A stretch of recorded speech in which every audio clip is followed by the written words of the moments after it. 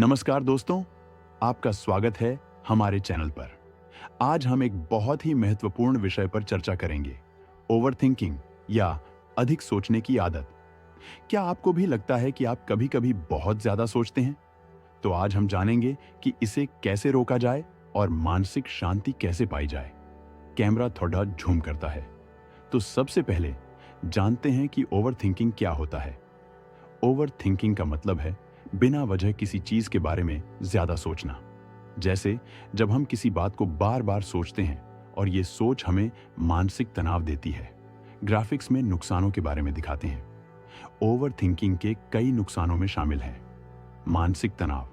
ज्यादा सोचना मानसिक थकावट और तनाव का कारण बन सकता है। निर्णय लेने में कठिनाई।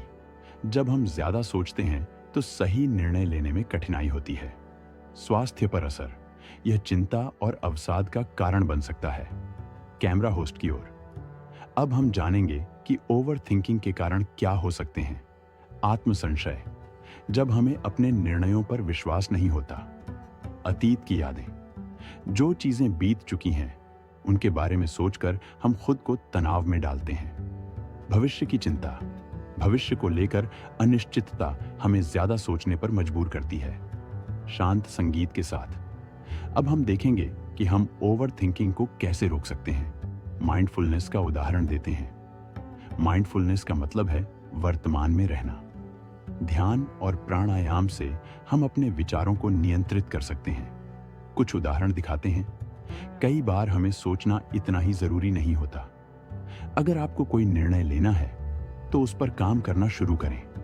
उदाहरण के लिए, अगर आप कोई प्रोजेक्ट शुरू करना चाहते हैं तो पहले छोटे कदम उठाएं। सकारात्मकता का महत्व।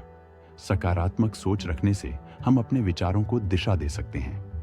नकारात्मक विचारों को चुनौती दें और सकारात्मकता की ओर बढ़ें। जर्नलिंग का उदाहरण। अपने विचारों को लिखना एक प्रभावी तरीका है। आप अपने विचारों को एक डायरी में लिख सकते हैं। इससे आप अपनी चिंताओं को स्पष्ट रूप से देख सकेंगे और उन्हें हल करने में मदद मिलेगी। सीमाओं का महत्व। अपनी सोचने की सीमाएं तय करें। जैसे यदि आप किसी विषय पर सोच रहे हैं तो खुद से कहें कि मैं इस पर 10 मिनट सोचूंगा और फिर आगे बढ़ूंगा। एक्सरसाइज का महत्व। शारीरिक गतिविधियों जैसे योग या दौड़ने से मानसिक तनाव कम होता है। इससे आपका मन भी शांत होता है और आप बेहतर महसूस करते हैं।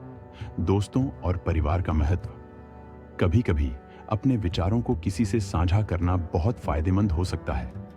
दोस्तों या परिवार के साथ अपने विचारों को शेयर करें।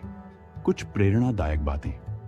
ओवरथिंकिंग से निपटने के लिए एक और दृष्टिकोण है, आपका दृष्टिकोण। अपने विचारों को चुनौती देने के लिए खुद से सवाल करें। जैसे, क्या यह सच है या क्या यह सोचने का कोई फायदा है? कैमरा पर सीधा देखते हैं। तो दोस्तों, ये थे कुछ तरीके जिनसे हम ओवरथिंकिंग को रोक सकते हैं।